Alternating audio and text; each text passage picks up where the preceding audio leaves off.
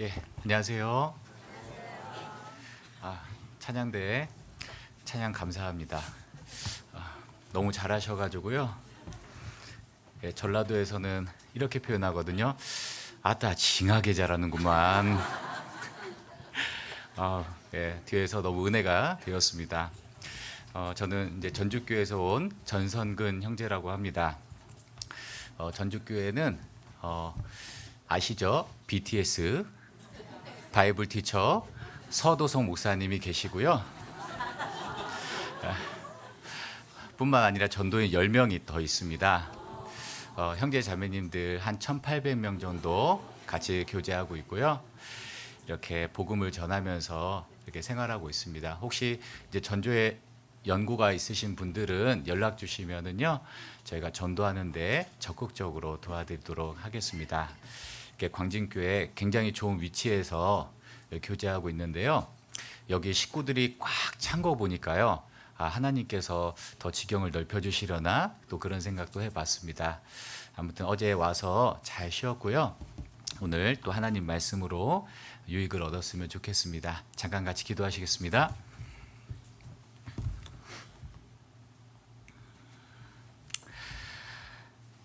언제나 우리를 사랑하시는 고마우신 아버지 하나님, 하나님 앞에 죄 많고 허물 많은 우리 비참한 죄인들을 그리스도의 보혈로 값없이 구원하여 주시고 천국에 갈 수 있는 믿음을 허락해 주신 것 감사합니다. 주님 앞에 갈 때까지 끝까지 믿음을 지키고 영원한 것을 위해서 살아갈 수 있도록 인도하여 주시옵소서. 특별히 간절히 원하옵는 것은 아직까지 구원받지 못한 육신의 가족들이 있습니다. 주님께서 아브라함을 생각하사 롯을 구원해 주셨던 것처럼 우리의 간절한 기도를 살펴주시고 하루속히 우리 가족들이 우리와 동일한 믿음과 소망 안에서 살아갈 수 있도록 축복하여 주시옵소서.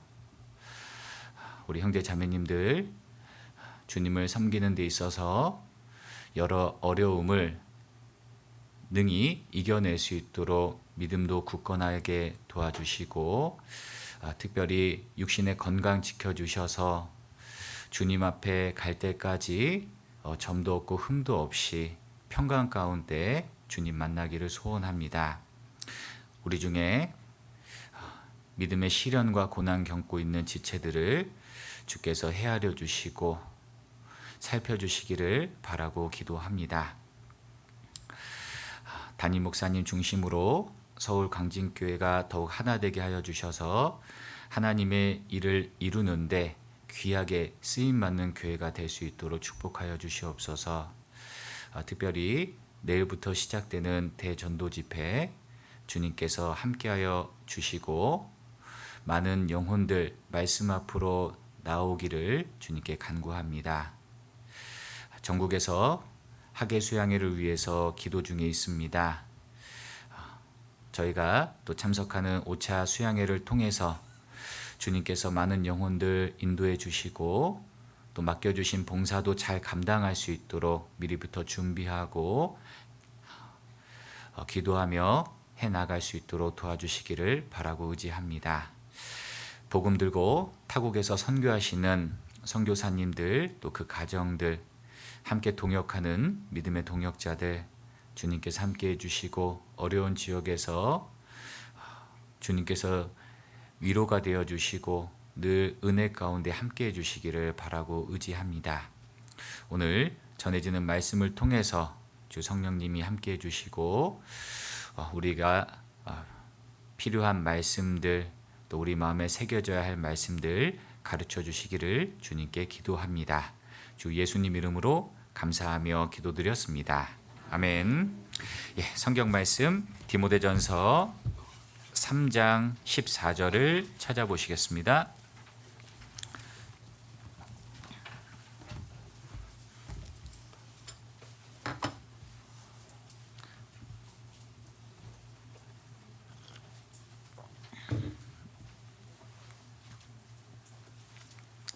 디모데전서 3장 14절부터 16절까지입니다. 디모데전서 3장 14절부터 16절까지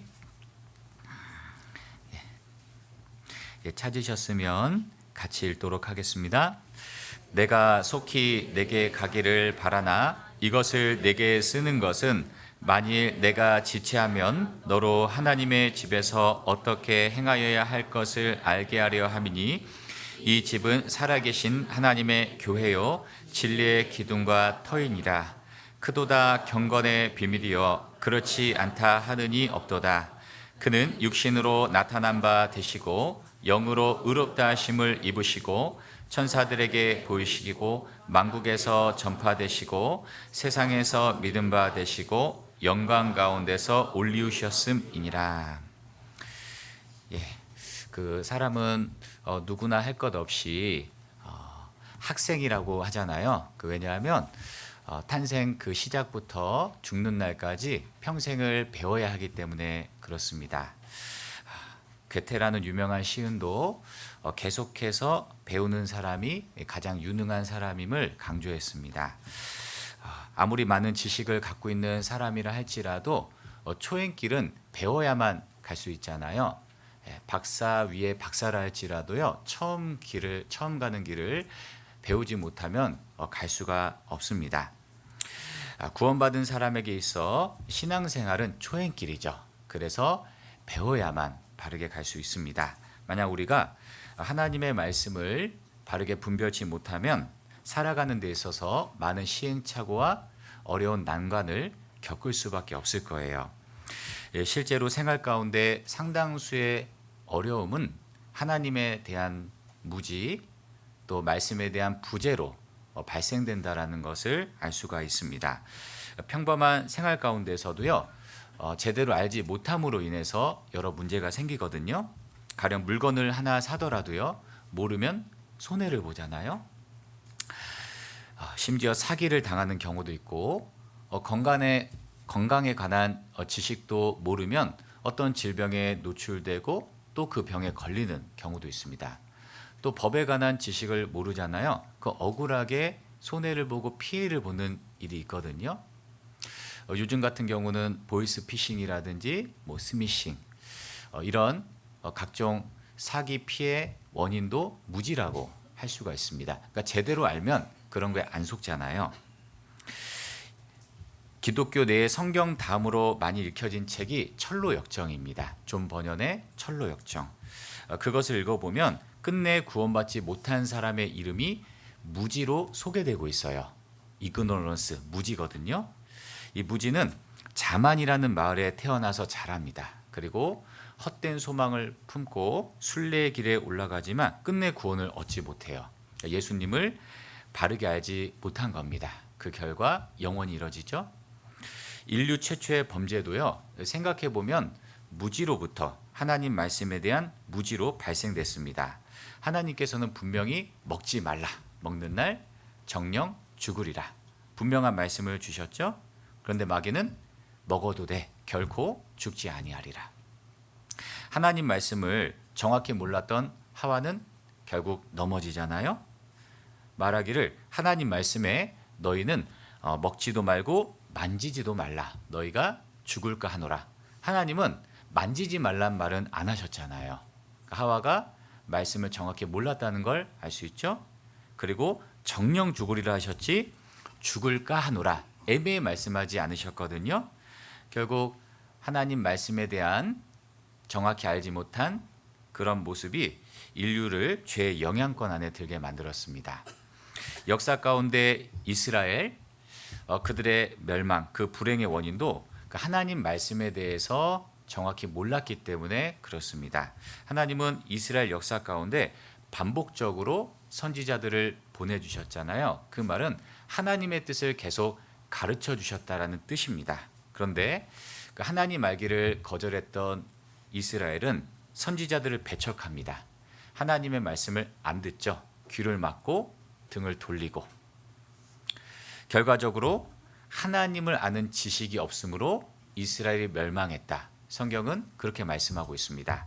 호세아서 4장 3절에 보면 내 백성이 지식이 없으므로 망하는도다. 여기서의 지식은 하나님을 아는 지식을 말합니다.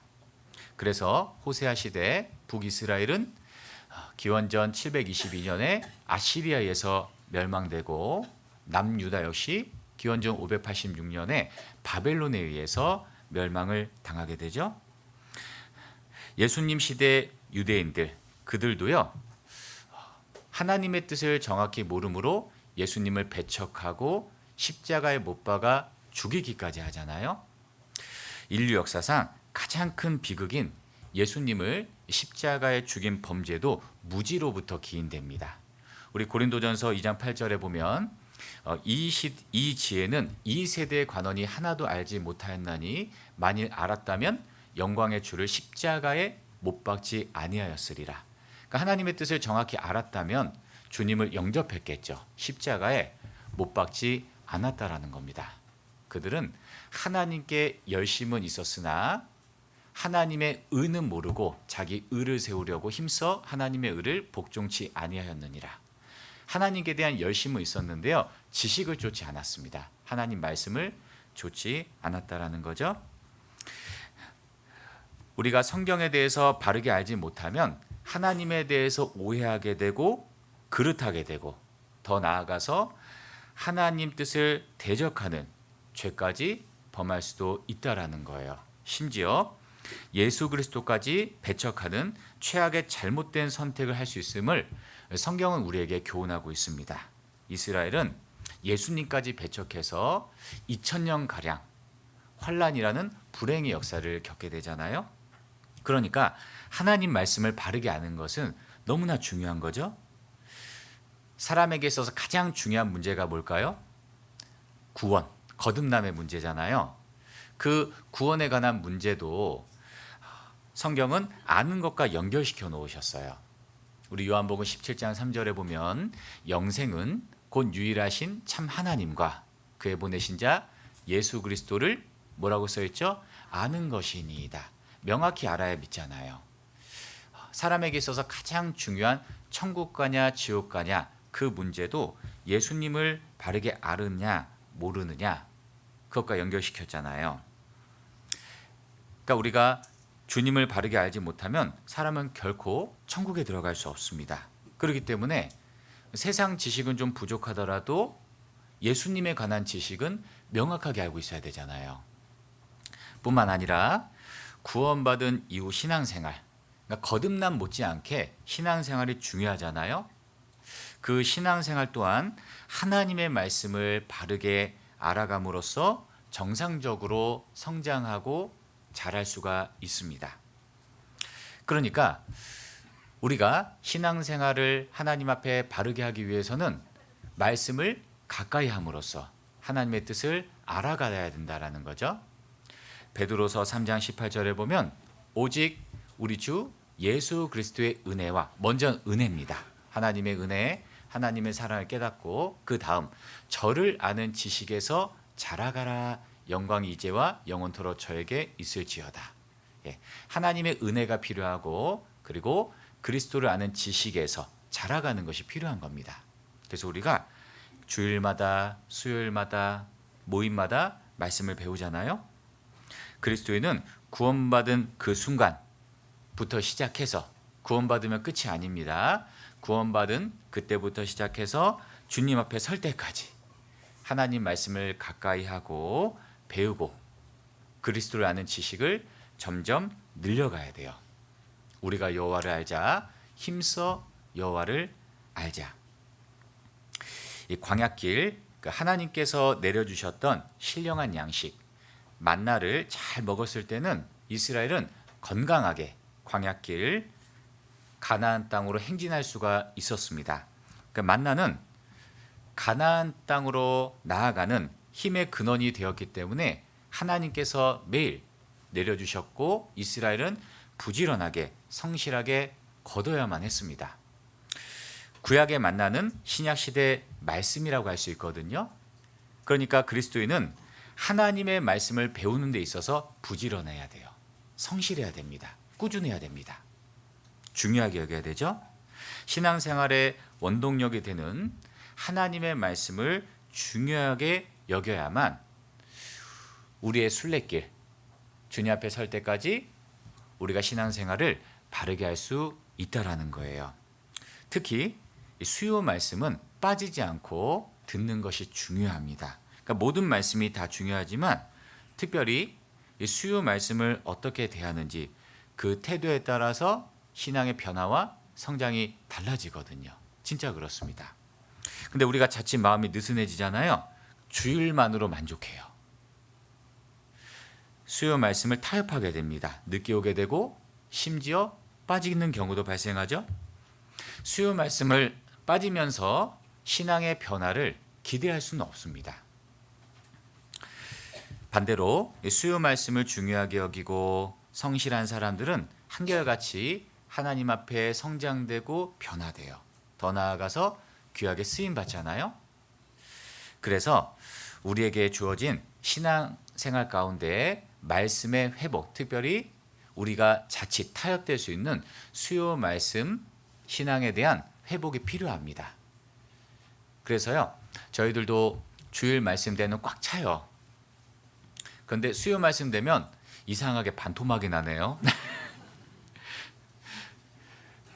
조금만 우리가 마음을 느슨하게 갖잖아요. 그러면은 말씀을 골라 먹어요. 베스킨라빈스도 아닌데. 사실 좋은 건 아니죠. 성경에 사람이 떡으로만 사는 것이 아니요 하나님의 입으로 나오는 모든 말씀으로 산다고 그랬잖아요. 때론 나에게 은혜가 되는 말씀들, 위로가 되는 말씀도 필요하죠. 그런데 하나님은 나를 고쳐주기 위해선 양심에 걸리는 말씀도 주실 때가 있습니다. 책망하는 말씀도 있다라는 거죠. 그 모든 말씀을 약으로 생각하고 하나님의 은혜로 받을 때 우리는 신앙이 변화되고 성장할 수 있다라는 겁니다. 그리고요, 우리가 올바른 신앙생활을 위해서 꼭 알아야 하는 또 하나의 진리가 있습니다. 그 경건에 관한 지식이 바로 교회입니다. 그 신앙생활을 정말 성공하기 위해서는요, 교회가 무엇인지 알아야 됩니다. 그러니까 교회관이 바르게 정립되어 있어야 돼요. 만약 교회를 바르게 알지 못하잖아요. 그 구원은 받았는데 신앙생활은 실패할 수 있어요. 넘어질 수가 있어요. 그리고 장차 주어질 영광, 하나님께서 우리를 위해서 예비하신 상급에 대해서도 큰 손해를 받게 될 수가 있습니다. 또 구속사적인 관점에서도요, 이 교회가 문제가 되잖아요. 성령이 소멸됩니다. 복음의 역사가 사라지거든요. 그러니까 이러한 사실을 마귀도 잘 알고 있기 때문에 역사 가운데 교회를 없애려는 시도가 빈번했습니다. 마귀는 계속해서 교회를 대적하고 잔멸시키려 했거든요. 지금도 마찬가지입니다. 지금도 우리가 주님을 위해서 살고 복음을 위해서 살잖아요. 그러면 교회를 핍박하고 대적하는 회방의 역사가 있다라는 거예요. 마귀는 크게 죄인이 구원받지 못하게 복음을 가립니다.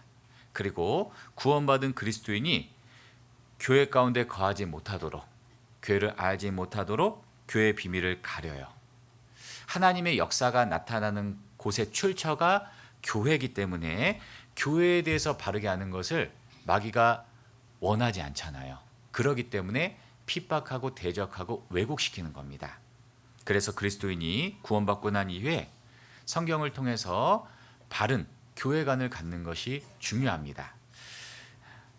그래서요, 오늘 경건의 비밀인 교회에 대해서 좀 살펴보려고 합니다. 다 아시는 내용이지만 중요한 부분이기 때문에 한번 이야기를 드리겠습니다. 먼저 교회에 대해서 배울 때 교회는 건물이 아닌 구원받은 공동체 무리, 집합체라는 걸 말씀하고 있잖아요. 우리 성경 말씀 여기 잠깐 책갈피 하시고요. 고린도전서 1장 2절 말씀을 찾아보시겠습니다.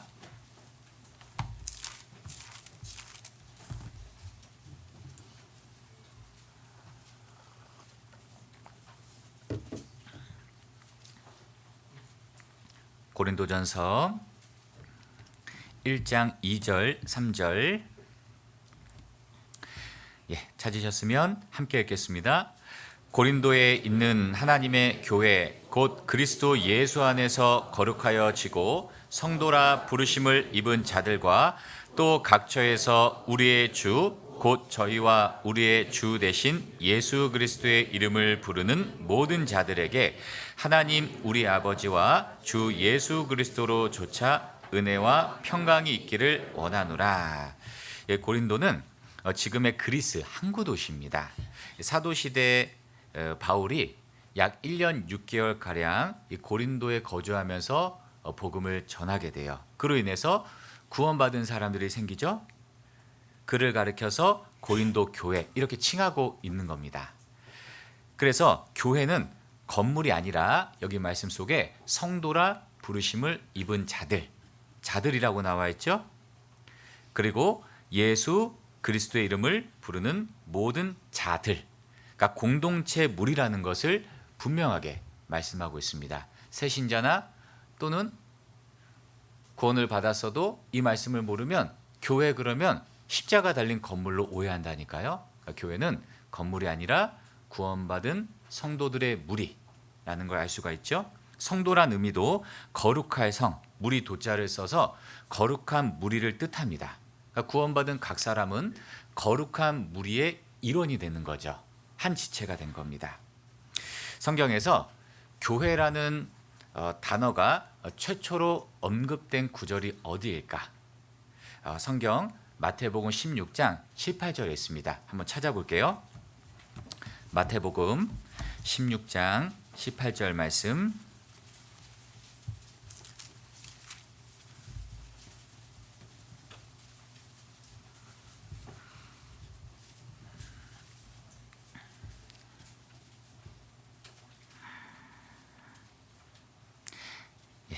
마태복음 16장 18절 말씀 같이 한번 읽겠습니다. 또 내가 네게 이르노니 너는 베드로라. 내가 이 반석 위에 내 교회를 세우리니 음부의 권세가 이기지 못하리라. 성경에서요, 어떤 단어가 최초로 언급된 곳은 매우 중요한 구절로 여깁니다. 왜냐하면 그러한 말씀 속에 대부분 하나님께서 생각하신 뜻과 의미가 들어있기 때문에 그래요. 예를 들면 성경 전체에서 믿음이란 단어가 제일 처음 등장하는 곳이 창세기 15장이거든요. 아브라함이 여호와를 믿음에 여호와께서 이를 그의 의로 여기셨느니라. 그러니까 믿음을 의와 연결 지으셨어요. 성경에서 의는 구원을 말하거든요. 다시 말해서 믿음과 구원이 연결되어 있죠. 이것은 성경에서 가장 중요한 것이 구원이고, 구원이란 행위가 아닌 믿음으로 받게 된다는 걸 알려주잖아요. 또 사랑이란 단어가 제일 처음 등장하는 곳이 창세기 22장에 아브라함이 독자 이삭을 모리아 산에 바칠 때 나옵니다. 성경에 보면 내 사랑하는 독자 이삭을 모리아 산에서 번제로 드리라. 내 사랑하는 독자 이삭. 성경의 아브라함은 성부 하나님의 그림자입니다. 그리고 이삭은 예수님의 그림자죠. 그러니까 하나님께서 죄인을 위해서 독생자를 내어주신 것이 사랑이고, 사랑에 참된 의미가 들어있다라는 거예요. 우리가 이로써 사랑을 알고 그랬잖아요. 참된 사랑은 하나님께서 그리스도를 보내주신 것, 우리의 대속물로서 그리스도를 보내주신 것이 진정한 사랑이라는 것을 알 수가 있는 거죠. 이 마태복음 16장 18절 이 말씀 속에 교회란 단어가 처음으로 언급됩니다. 제가 다시 읽어보겠습니다. 또 내가 네게 이르노니 너는 베드로라. 내가 이 반석 위에 내 교회를 세우리니 음부의 권세가 이기지 못하리라. 여기 말씀 속에 내가 이 반석 위에 내 교회를 세우리니, 여기서 반석은 베드로가 아닌 예수 그리스도를 의미해요. 카톨릭에서는 이 구절을 오해해서 교황 제도를 세웁니다. 반석을 베드로라 해석했기 때문에 그래요. 그런데 영문 성경이나 헬라 원문 성경을 보면 그 의미가 구별되어 있다는 것을 우리가 구분할 수가 있어요. 이 베드로는요, 페트로스라고 해서 조약돌과 같은 작은 돌을 의미합니다. 반면에 반석은 페트라, 단어가 다릅니다. 큰 바위를 의미하는 반석이에요. 그러니까 베드로가 반석이 아니라 바로 예수 그리스도를 의미하죠. 성경에 반석이나 바위는 하나님을 의미합니다. 우리 성경 말씀 시편 18편 31절 보시겠습니다.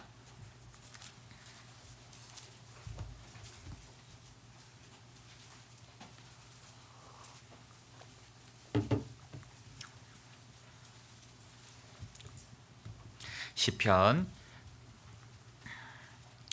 18편 31절.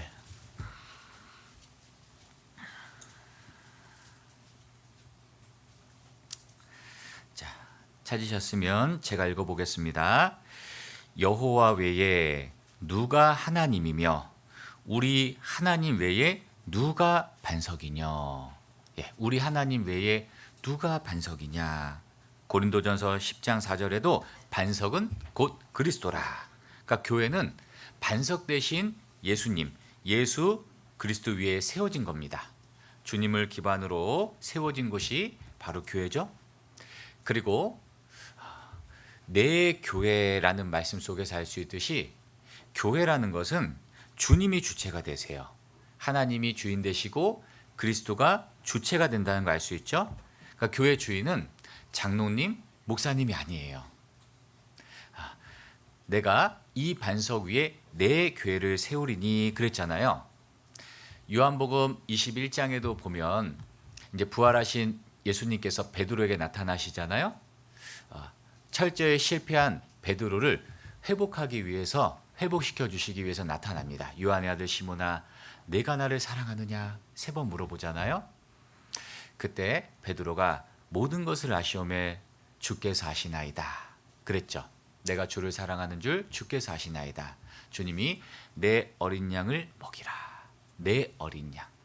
또 물어보셨죠. 그 다음에 내 양을 치라. 내 양을 먹이라. 내 양이라고 3번 반복하셨어요. 그렇죠. 교회를 세우신 분도 하나님이시고 교회의 주인도 하나님이시라는 뜻이죠. 내가 이 반석 위에 내 교회를 세우리니. 그러니까 교회 주인이 하나님이라는 뜻입니다. 하나님은 교회에 대해서 바르게 이해할 수 있도록 구약 시대에 교회 모형을 두셨거든요. 그래서 구약 성경을 쭉 보면 교회라는 직접적인 언급은 없습니다. 성경사전 갖고 계신 분들이 교회라고 딱 검색해 보잖아요. 구약 성경에는 교회라는 단어를 찾을 수가 없어요. 그런데 교회 모형을 두셨어요. 바로 광야 교회입니다. 사도행전 7장 38절에 보면 광야교회라는 말이 있거든요. 그러니까 광야교회는 하나님의 선민 이스라엘 백성들을 말합니다. 그들은 유월절 양의 피를 통과하고 그리고 홍해를 통과하잖아요. 그리고 나서 광야교회가 형성됩니다. 이는 일종의 모형으로서 유월절 양은 예수 그리스도의 피, 예수님의 희생을 의미하고요. 홍해를 통과한 것은 침례를 의미합니다. 그러니까 신약시대 교회도 원래부터 있었던 것이 아니고요. 예수님의 피를 경험하고 침례를 받은 사람으로 교회가 형성된 거예요. 그래서 광야교회는 신약시대 교회 모형이고 교회 탄생 원리를 알려주는 매우 중요한 겁니다. 이 광야교회는요. 기본적으로 반드시 2가지가 통과돼야 되거든요. 첫 번째가 양의 피, 그 다음에 홍해입니다. 신약도 마찬가지죠. 예수님의 보혈로 말미암아 구원받은 사람들로 교회가 이루어지잖아요. 그리고 구원받은 사람들은 주님의 명령을 따라서 침례를 받습니다. 그러니까 유월절 양의 피가 없었다면 광야교회가 안 생기듯이 우리 시대 그리스도의 보혈 없이는 신약 교회도 생길 수 없다라는 거예요. 내가 이 반석 위에 내 교회를 세우리니 예수님의 희생 그 피로 말미암아 교회가 세워졌다라는 것을 우리가 알 수가 있습니다. 우리 사도행전 20장 한번 찾아보겠습니다. 사도행전 20장 28절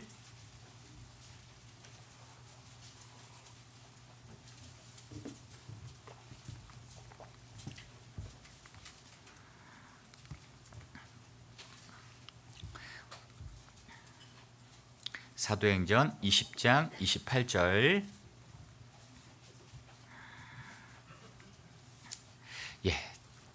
찾으셨으면 함께 읽겠습니다. 너희는 자기를 위하여 또는 온 양떼를 위하여 삼가라. 성령이 저들 가운데 너희로 감독자를 삼고 하나님이 자기 피로 사신 교회를 치게 하셨느니라.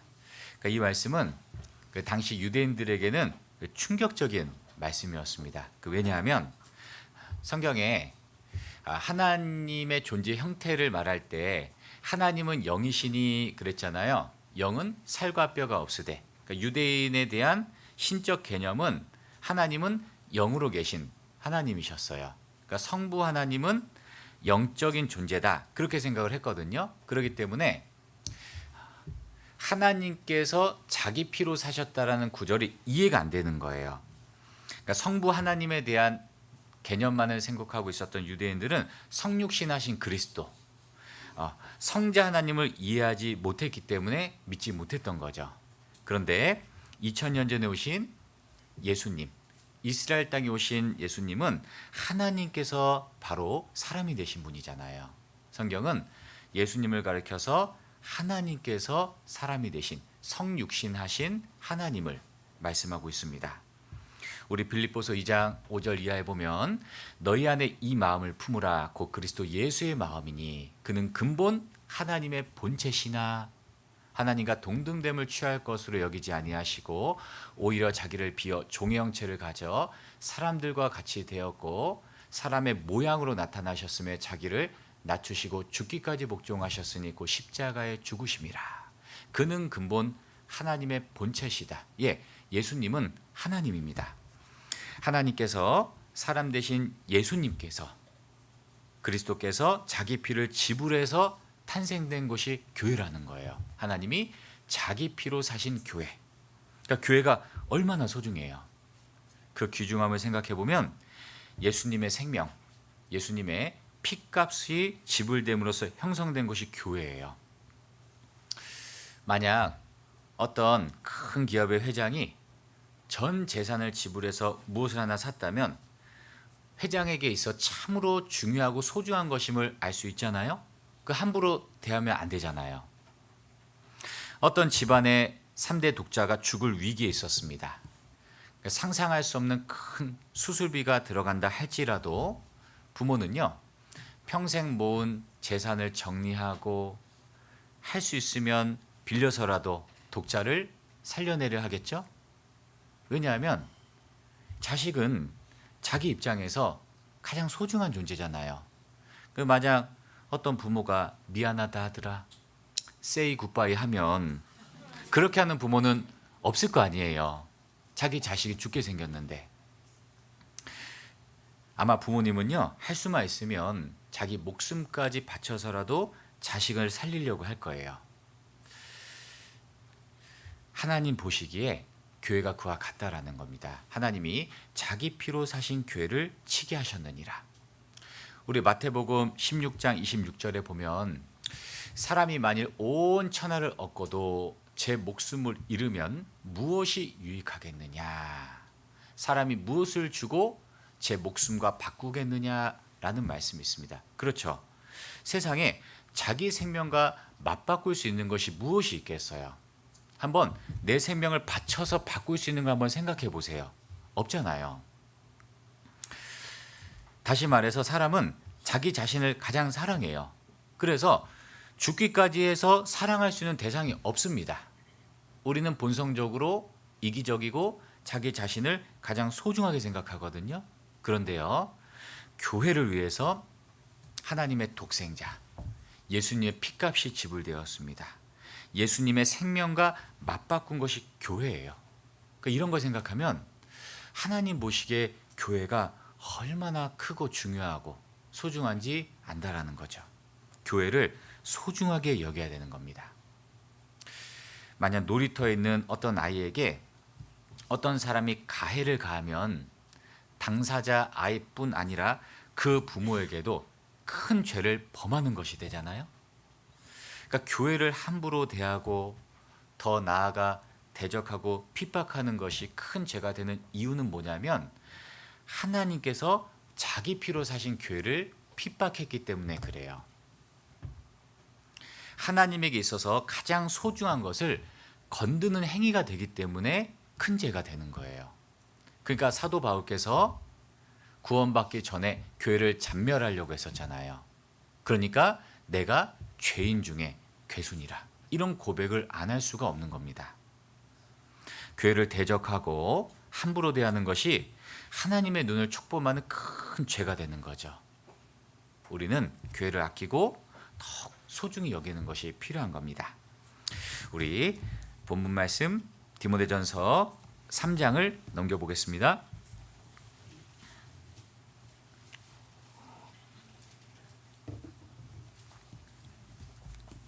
디모데전서 3장 15절 제가 읽겠습니다. 만일 내가 지체하면 너로 하나님의 집에서 어떻게 행하여야 할 것을 알게 하려 함이니 이 집은 살아 계신 하나님의 교회요 진리의 기둥과 터이니라. 디모데전서 3장 말씀은 교회의 역할과 사명을 배울 수 있는 중요한 말씀입니다. 여기 말씀을 보면 이제 교회를 가리켜서 세 가지 구별된 표현으로 말씀을 하셨습니다. 첫 번째가 하나님의 집, 그리고 살아 계신 하나님의 교회, 세 번째는 진리의 기둥과 터. 이 세 가지 구별된 표현들을 통해서 교회가 어떤 곳이고 또 교회가 해야 될 역할과 사명이 무엇인지 배울 수가 있습니다. 여기 만일 내가 지체하면 너로 하나님의 집에서 어떻게 행하여야 할 것을 알게 하려 함이니, 이 교회를 가리켜서 하나님의 집이라고 말씀하셨잖아요. 집이란 통상적으로 사람이 머물 수 있는 처소를 의미합니다. 그렇죠? 그 세상에는 수많은 집이 존재하지만 내가 머물면서 살 수 있는 집은 구별되어 있잖아요. 좋다고 해서 아무 집이나 가서 살 수는 없잖아요. 나의 집은 특별하게 구별되어 있습니다. 그러니까 교회를 가리켜서 하나님의 집이라고 말씀하신 것은 하나님께서 특별히 구별하셨고 거하시는 곳임을 강조하신 말씀이에요. 물론 성경을 쭉 읽어보면 하나님께서 교회에만 국한되어 계시는 것은 아닙니다. 예레미야 23장 24절에 보면 나 여호와가 말하노니 나는 천지에 충만하지 아니하냐. 바다 끝에 가서도 하나님 계시고 하늘 끝에 가도 하나님 계시고, 하나님은 천지에 충만합니다. 그런데 하나님께서 특별히 구별하시고 거하시며 다스리시는 곳이 교회라는 거예요. 세상에서도 대통령이 어디든 갈 수 있잖아요. 근데 집무실이 따로 있죠. 우리도 특별하게 일하는 공간이 따로 있을 수 있잖아요. 마찬가지입니다. 교회는 하나님의 집, 하나님께서 거하시며 다스리시는 곳이라는 거죠. 우리 성경 말씀 히브리서 10장 21절 한번 찾아보겠습니다.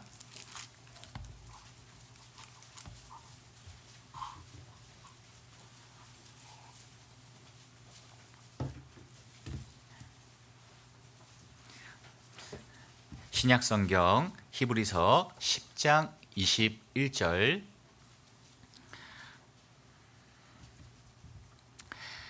찾으셨으면 함께 읽겠습니다. 또 하나님의 집 다스리시는 큰 제사장이 계심에, 여기 말씀처럼 하나님의 집을 다스리는 큰 제사장 예수님이 계시다라는 거죠. 그러니까 교회는 주인 되신 하나님이 거하시며 하나님께서 친히 교회 가운데 거하시고 다스리신다는 거죠. 그러니까 한 기업 회장도 능히 자기 기업을 이끌어갈 능력이 있잖아요. 그러니까 하나님은 말할 것도 없다라는 거죠. 교회 가운데 생활하다 보면 우리는 시험에 들 때가 있습니다. 육신적이고 인간적인 면을 볼 때 그래요. 그런데 우리가 시험에 들 때 지금 읽은 이 말씀처럼 하나님의 집을 다스리는 분이 계시다. 하나님의 집을 다스리는 하나님이 계시다. 이 말씀을 우리가 믿고 있잖아요. 그러면 그 시험을 이겨낼 수 있다니까요. 하나님은 교회 가운데 거하시며 친히 다스린다라는 거죠. 사실 교회 안에서 크고 작은 일들이 일어날 수 있습니다. 그렇죠? 우리는 변해가는 과정 속에 있기 때문에 그래요. 공사로 치면 완공이 아니라 계속해서 공정 중에 있어요. 그렇기 때문에 변화되고 있고 점점 하나님의 자녀로 완성되고 있습니다. 미스테이크가 있는 거예요. 교회 안에서 크고 작은 일들이 문제가 아니라 충분히 넘어갈 수 있는 그 문제를 문제화시키는 사람이 문제인 경우가 있거든요. 왜 그런지 그 원인을 분석해 보잖아요. 그러면 아니나 다를까 그 인생 속에 하나님이 작아졌기 때문에 그래요. 어느 순간 하나님과 연결이 끊겼어요. 그 안타깝다 보면 안타깝게도 우리가 교회 생활을 쭉 습관적으로 반복하다 보잖아요. 그러면 하나님이 점점 작아져요. 그냥 의무적으로, 습관적으로, 본능적으로 하나님의 일을 할 때가 있다니까요. 나중에는 하나님이 점점 작아지고 아예 사라져버리는 경우가 있습니다. 사실 신앙생활의 적신호, 위기라고 할 수가 있어요. 신앙생활의 가장 큰 위기는 삶 속에 하나님이 점점 작아지는 겁니다. 교회에서 하나님을 보지 못하는 거죠. 그렇게 되면 어떤 현상이 나타나게 되면 기도도 하지 않거나 기도를 건성으로 해요. 대충 하게 되는 일이 생깁니다. 또 하나님 말씀 시간에 늦거나 말씀을 중요하게 여기지 않는 태도가 나와요. 자기도 모르게. 하나님이 작아졌기 때문에 그렇습니다. 또 교회에서 일어나는 일들을 인간적으로 해석하고 판단해요. 하나님을 못 보잖아요. 그리고 그러한 상태가 더 심각해지면 교회 안에서 자기 소리를 높이고 심지어 불평과 원망까지 하는 거예요. 이스라엘 백성들처럼. 그리스도인이 생활 속에 판단이 많아지고 불평의 소리가 나온다면 틀림없이 마음이 높아지고 하나님을 바라보지 못한 상태일 거예요. 어느 순간 내 인생에 하나님이 작아졌다라는 뜻입니다. 하나님이 크면 그렇게 못하거든요.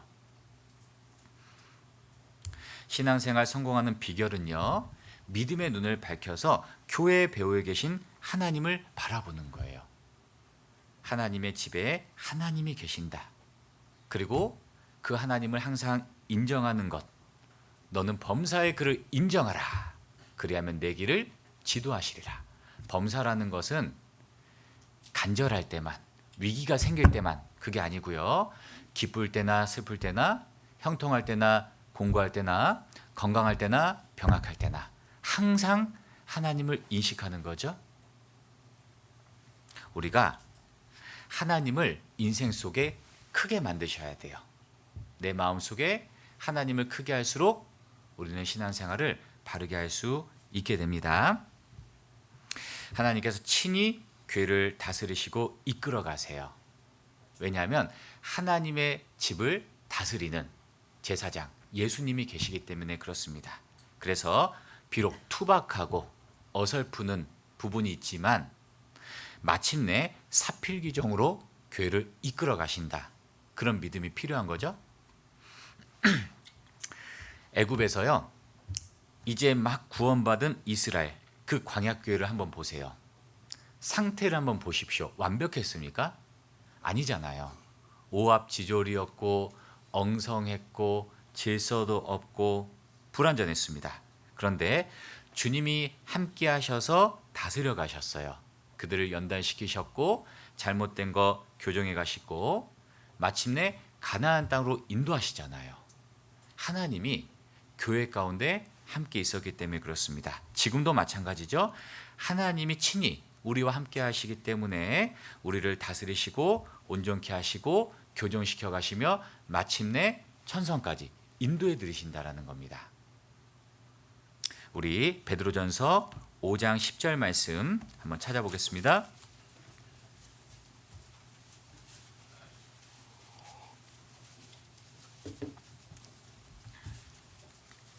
신약성경 베드로전서 5장 10절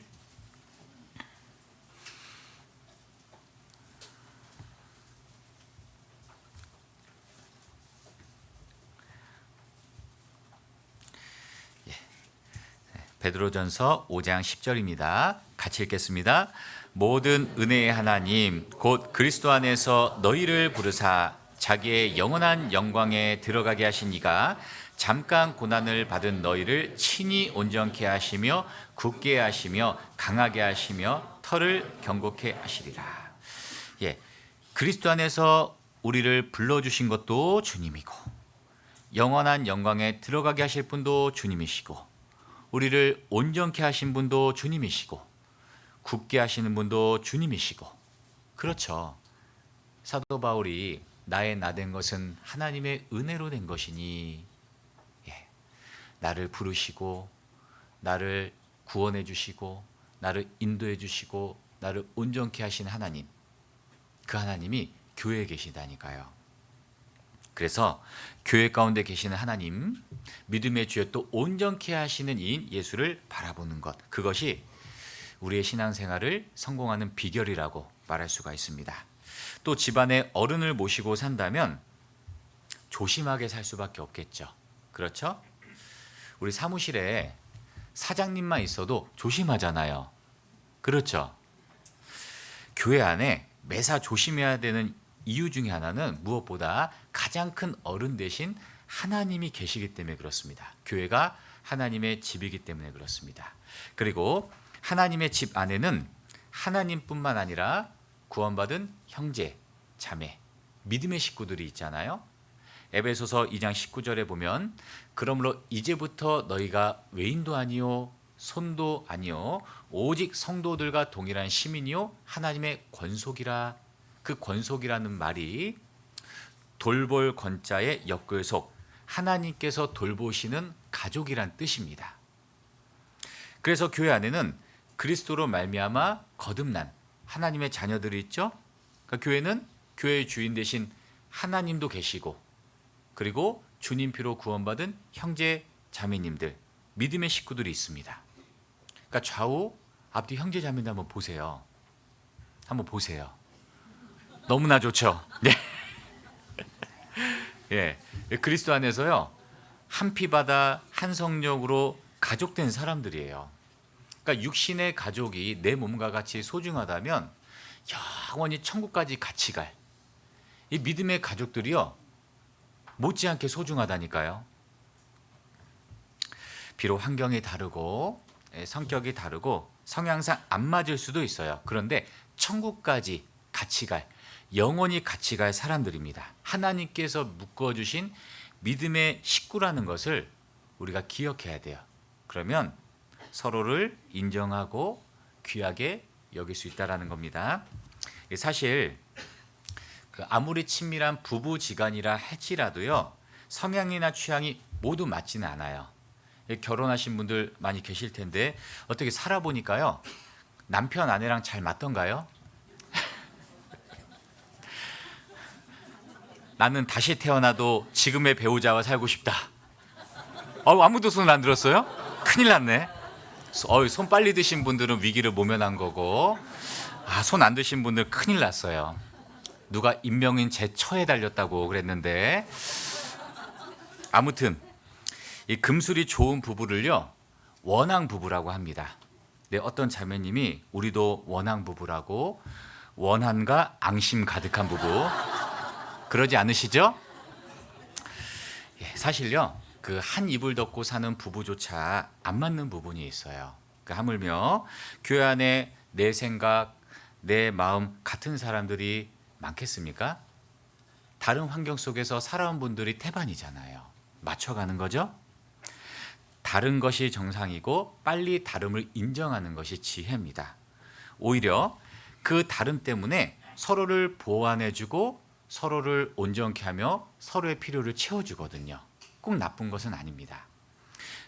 성경에 교회를 몸과 지체 관계로 비유하셨잖아요. 주님은 교회 머리 되시고 우리 각 사람들은 그의 몸이고 지체다. 그러니까 성도 개개인은 몸의 지체입니다. 근데 우리 몸을 자세히 관찰해 보잖아요. 서로 잘 맞는 부분이 있는 반면에 안 맞는 부분도 있어요. 예를 들면 손길이는 서로 박수도 쳐지고 깍지도 껴지잖아요. 근데 손과 발은 잘 안 맞아요. 그런데요 손에게 있어서 발은 꼭 필요하고 발에게 있어서 손은 꼭 필요합니다. 그렇죠? 어디를 가려면 손으로 갈 수는 없잖아요. 발로 가야 되잖아요. 무엇을 집으려면 발로 집기는 참 어려워요. 손이 필요하잖아요. 모양은 다르지만 서로에게 꼭 필요한 존재라는 겁니다. 교회가 그와 같습니다. 교회 안에 우리가 다를지라도 필요하지 않는 지체는 하나도 없다. 오히려 다름으로 말미암아 서로를 보완해주고 서로의 필요를 채워주는 지체가 된다는 걸 알 수가 있습니다. 과거 맹장이라는 기관이요, 의학 발달되기 전에는 필요 없다고 생각했답니다. 그래서 쉽게 막 뛰고 그랬잖아요. 그런데 우리 시대의 맹장이요, 면역 체계를 유지하는 데 중요한 역할을 하고, 그 맹장이 없으면 질병으로부터 회복 속도가 늦는다고 학자들이 말하거든요. 그러니까 몸에 필요 없는 지체가 하나도 없다라는 겁니다. 그러니까 구원을 받았다면 모든 형제 자매님들은 하나님 앞에 필요하고 귀중한 존재라는 것을 우리가 기억해야 된다라는 거죠. 우리 시편 16편 3절에 땅에 있는 성도는 존귀한 자니 그랬죠. 땅에 있는 성도는 존귀한 자니 나의 모든 즐거움이 저에게 있도다. 그래서 하나님의 집에는 하나님이 계시고 믿음의 권속, 믿음의 식구들이 있습니다. 그래서 우리는 교회 생활 가운데 하나님의 주권, 하나님의 다스림을 인정하고 더 나아가서 믿음의 가족 간에는 서로 귀중히 여기고 소중히 여기고 애정을 갖고, 애증이 아닙니다. 애정을 갖고 사랑의 관계 속에서 살아가는 것이 필요한 거예요. 그것이 하나님의 집에서 취해야 할 우리의 자세입니다. 다시 본문 디모데전서 3장 15절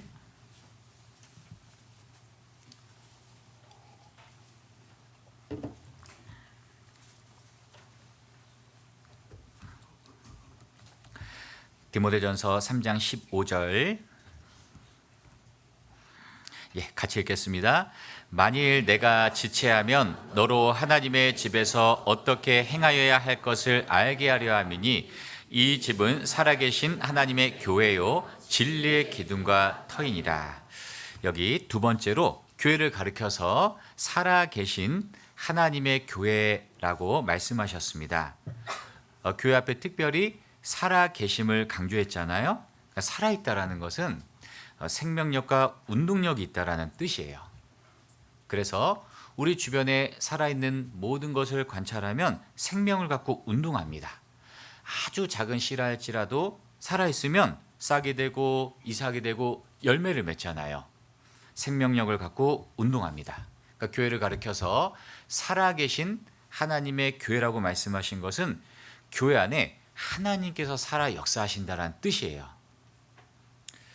우리 고린도전서 3장 9절 한번 찾아보겠습니다. 고린도전서 3장 9절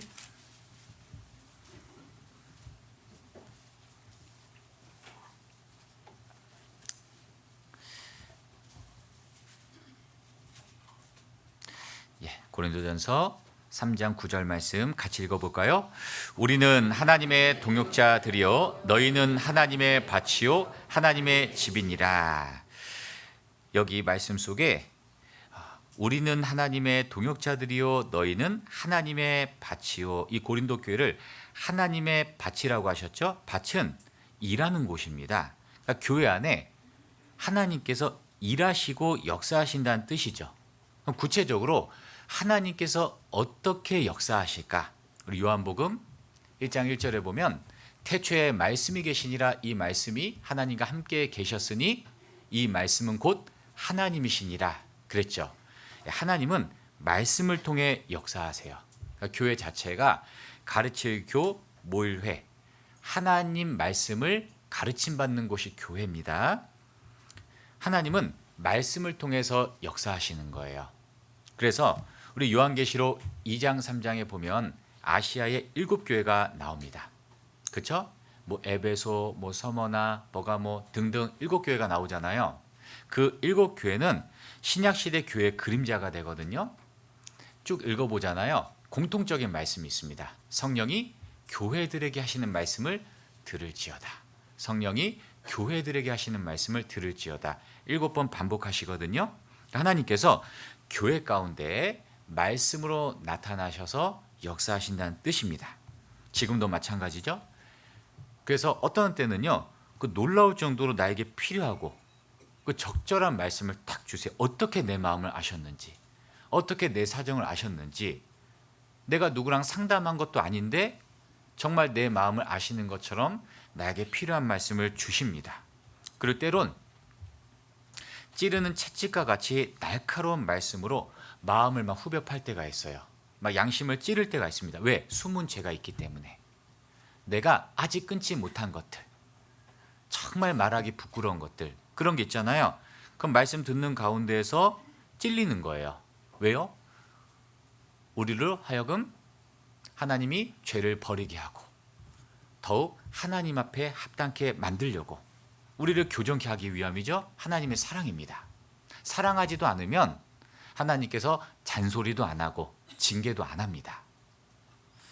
그래서 하나님은 이 교회 가운데 말씀으로 역사하시기 때문에 우리를 위로해 주시고, 그렇죠? 너무나 슬플 때 말씀으로 위로받습니다. 너무나 고난 중에 있을 때 우리는 말씀을 통해 은혜를 받잖아요. 또 내가 아직 합당치 못한 것들이 있으면 말씀을 통해서 그 죄를 버리게 하시죠. 그로 인해서 나의 마음, 내 생활을 점점 변화시켜 가세요. 그래서 성령이 교회들에게 하시는 말씀을 들을지어다. 교회 가운데 있다 보면은 우리가 점점 하나님 앞에 온전해지고 깨끗해지게 되는 겁니다. 그리고 살아계신 하나님이잖아요. 하나님 말씀 자체도 생명력과 운동력을 갖고 있어요.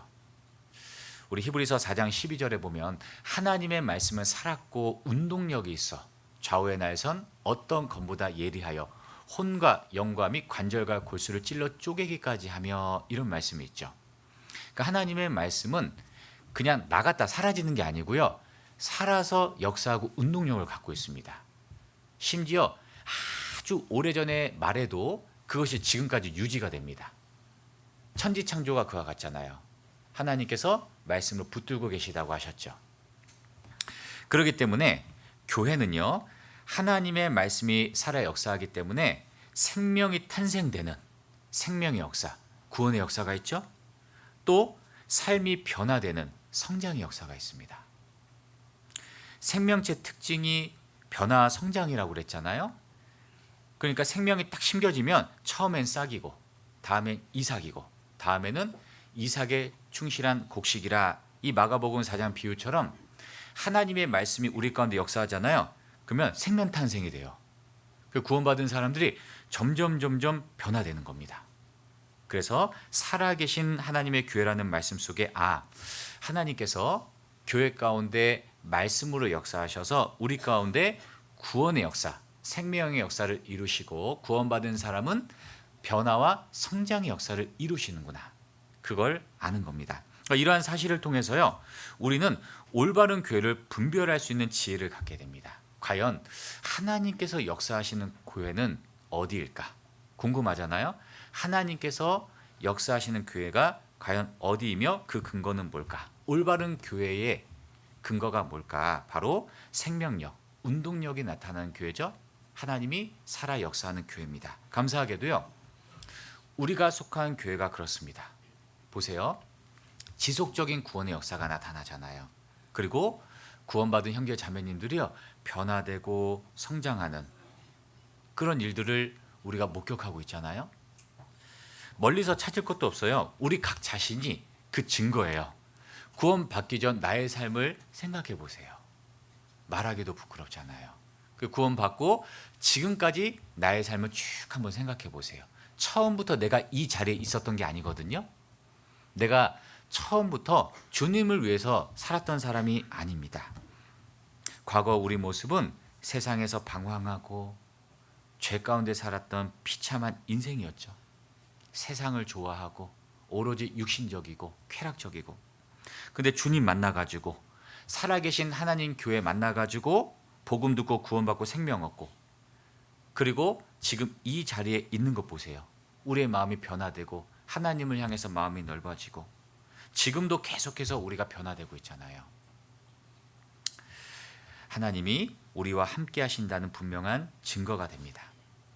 그리고요, 여기 다시 디모데전서 3장 15절 보시면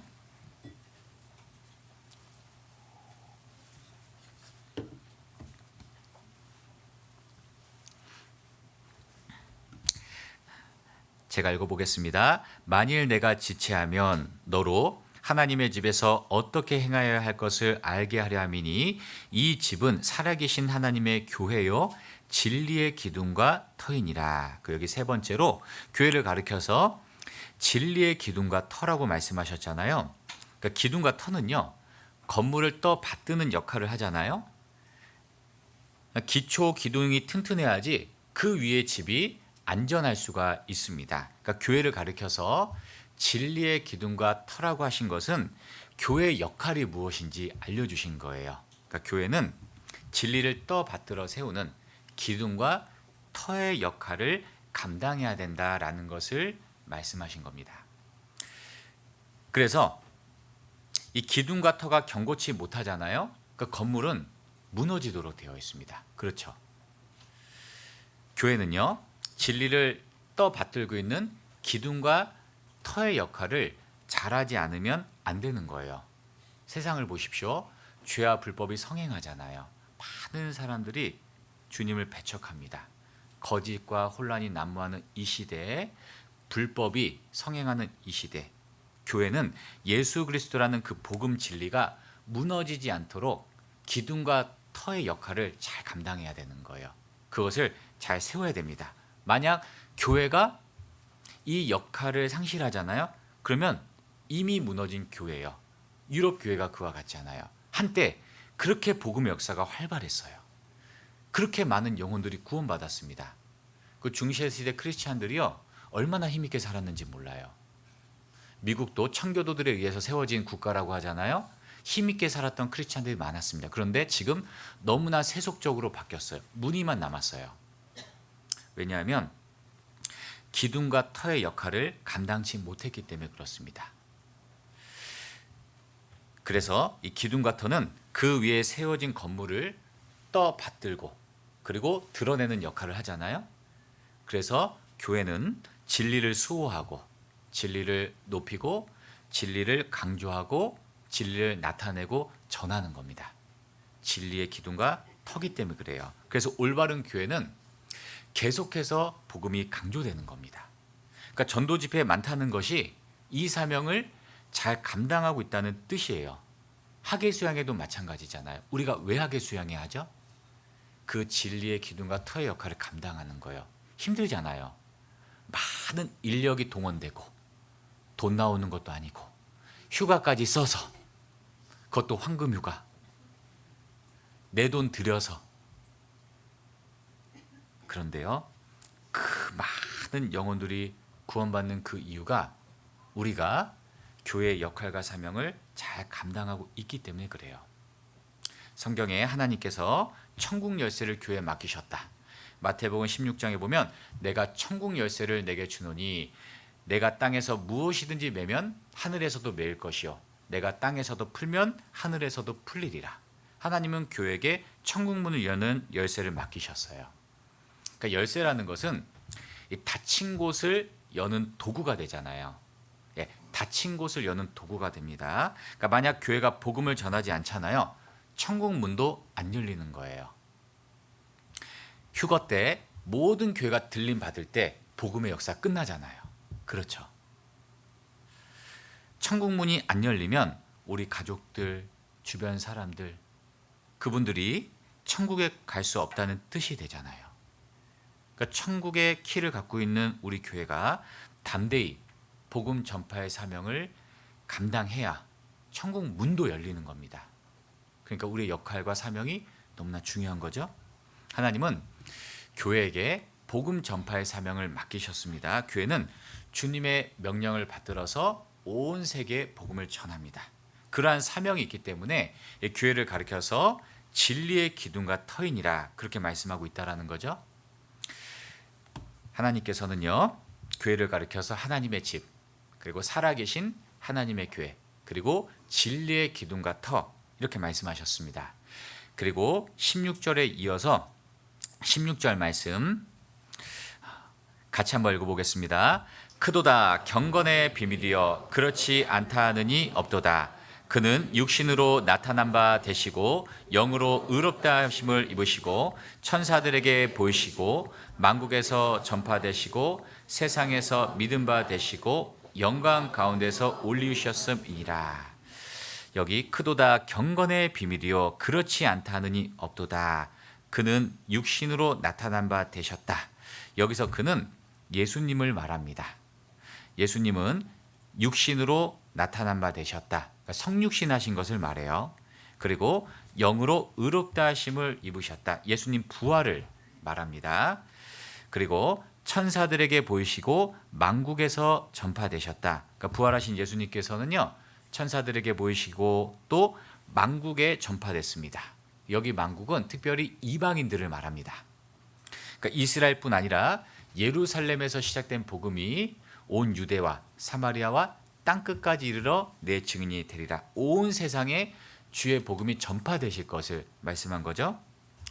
그리고 세상에서 믿음 받으시고 그러니까 전파된 그 복음을 받고 믿는 사람은 구원을 받고 영생을 얻습니다. 믿음의 역사, 생명의 역사가 나타나실 것을 말합니다. 그리고 영광 가운데 올리우셨습니다. 예수님 승천, 부활하신 예수님께서 제자들에게 보이시고 그 앞에서 승천하셨잖아요. 그러니까 예수님 탄생부터 시작해서 생애, 죽음, 부활, 승천 전체 일대기를 통해 완성된 것이 복음입니다. 그래서 경건의 비밀이라고 할 때는 첫 번째는 예수님 자체를 말하고 두 번째는 예수님께서 이루신 복음을 경건의 비밀이라고 합니다.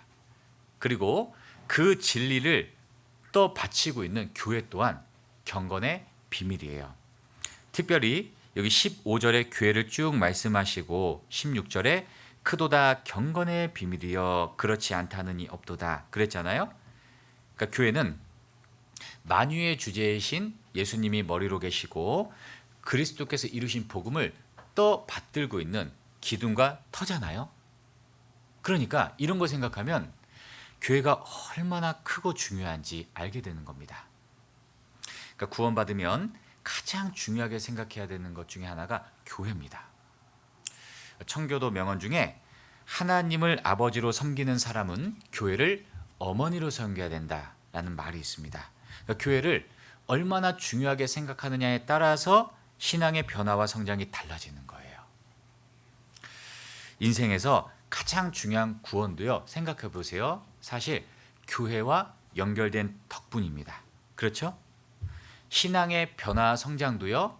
교회와 연결되느냐 그렇지 않느냐로 결정되거든요. 살아가다 보면 혹 질병에 걸리면 좋은 의사 만나는 것도 중요하잖아요. 그런데 병원 잘 만나는 것도 중요해요. 그렇죠? 그러니까 의사와 병원은 연결되어 있습니다. 우리의 영혼 되신 의사를 예수님이라고 말한다면 예수님께서 거하시는 병원이 교회입니다.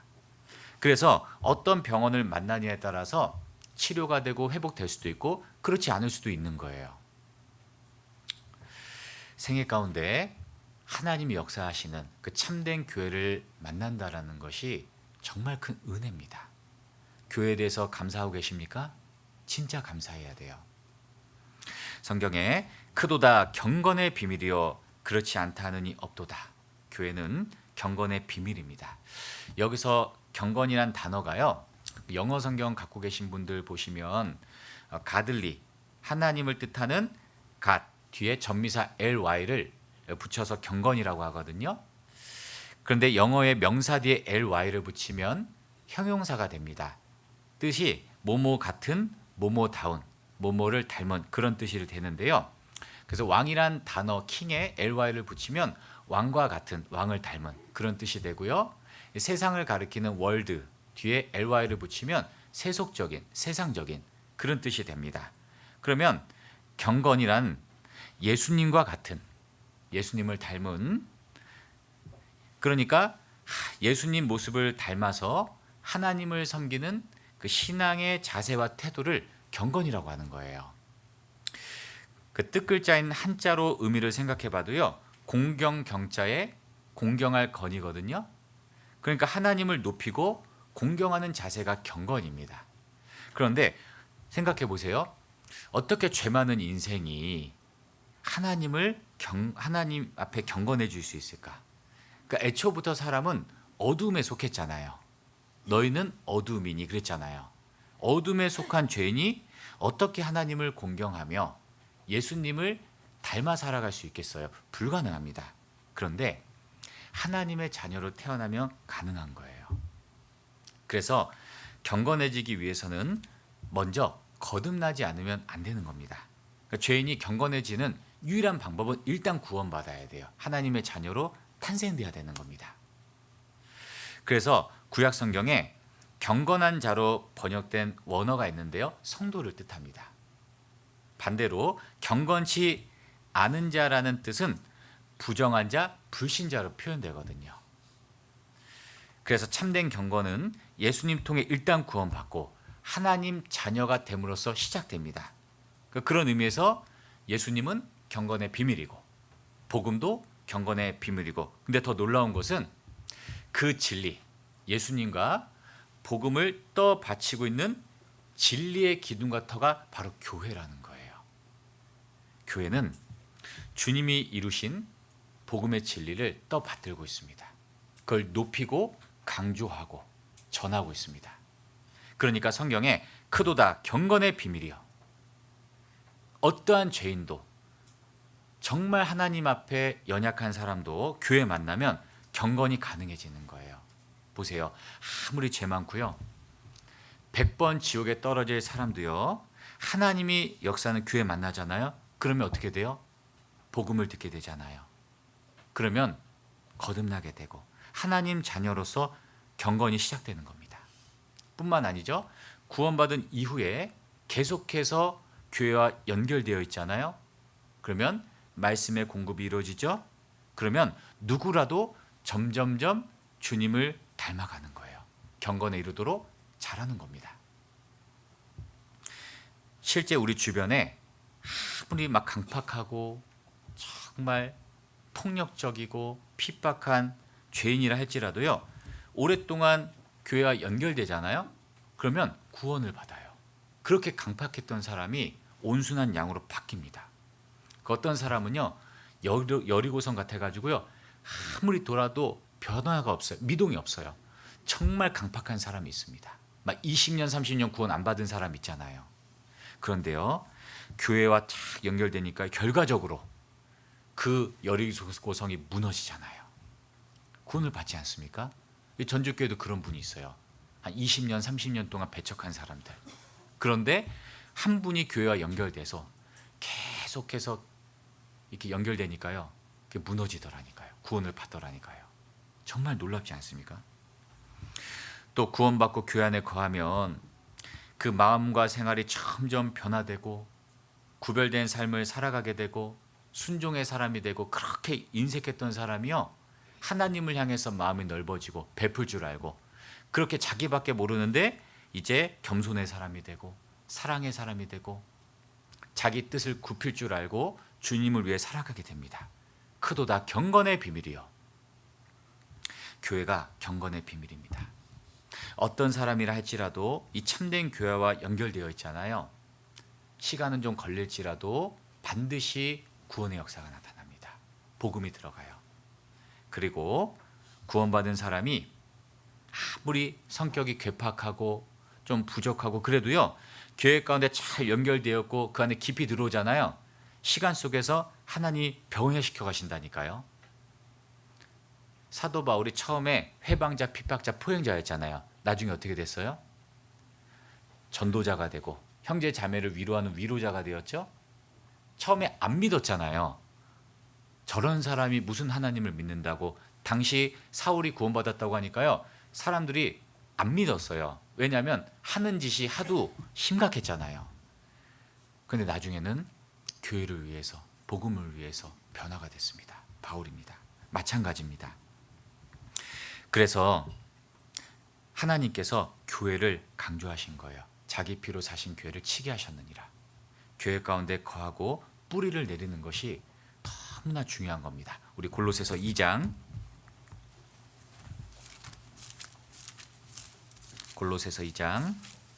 6절 7절입니다.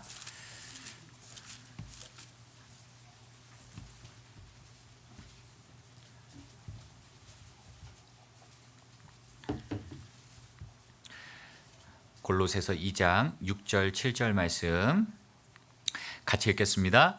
그러므로 너희가 그리스도 예수를 주로 받았으니 그 안에서 행하되 그 안에 뿌리를 박으며 세움을 입어 교훈을 받은 대로 믿음에 굳게 서서 감사함을 넘치게 하라. 여기 뿌리를 박으며 그 다음에 세움을 입게 되는 거예요. 그러니까요, 교회를 정말 중요하게 생각하고 그 안에 깊이 뿌리를 내리는 것이 중요해요. 죽어도 그 안에 연결되어 있어야 돼요. 그러면 인생이 달라집니다. 열매를 맺히는 거예요. 그리고 교회 안에 거한다는 것은 단순히 몸만 왔다 갔다 하는 것을 말하는 게 아닙니다. 교회와 마음을 같이 하고 뜻을 같이 하고 교회 가는 일에 적극적으로 함께하는 것이 교회 안에 거하는 생활입니다. 그러니까 교회 생활이 액세서리가 되어서는 결코 열매를 거둘 수가 없습니다.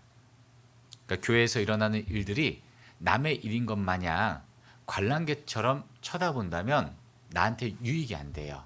우리는 한 가족 한 식구입니다. 일손이 요구되면 누구보다 적극적으로 봉사하고 참여하고 복음을 위해서 협력하고 수고하는 것이 맞는 거예요. 그것이 교회 안에 거하는 겁니다. 한 가정에 세 종류의 사람이 있대요.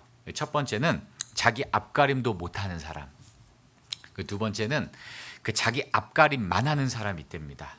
그 세 번째는 자기 앞가림을 잘할 뿐만 아니라 다른 사람을 도와주는 사람.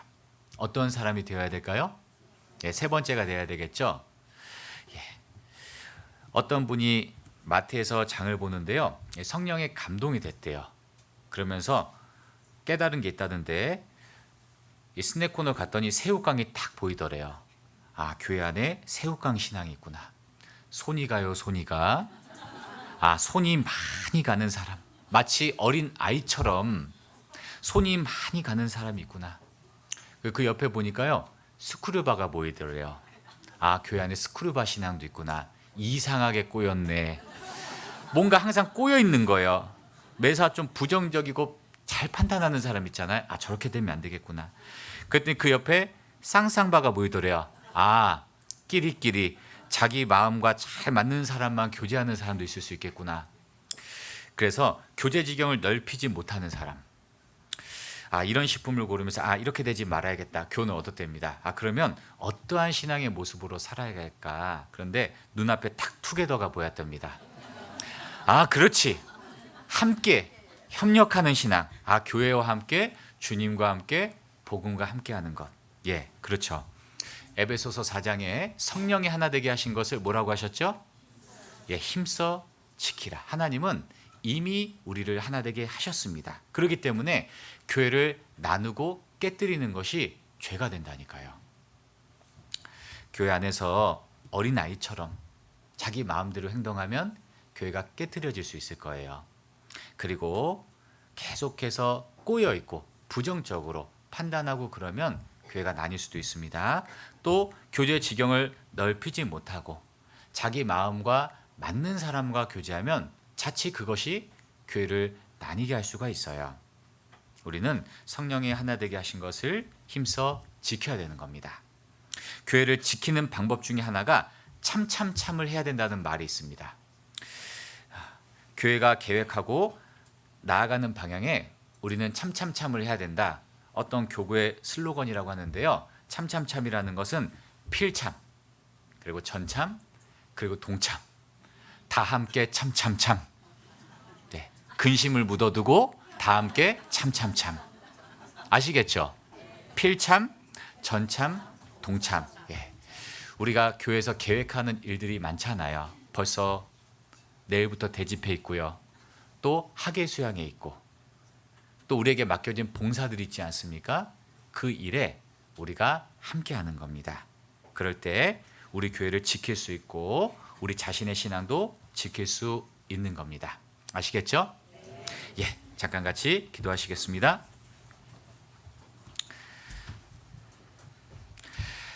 하나님 아버지 감사드립니다.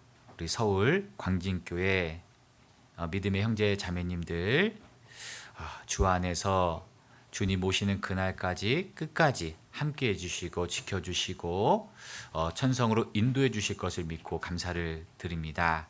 우리 가운데 역사하신 하나님께서 우리를 통해 더 많은 영혼들 구원받을 수 있게 도와주시고 우리 광진교회가 앞으로 주님 앞에 더 귀하게 쓰임받고 하나님 앞에 칭찬받는 교회가 될 수 있도록 축복하여 주시옵소서. 우리 구주 예수님 이름으로 감사하며 기도드렸습니다. 아멘. 예, 찬송가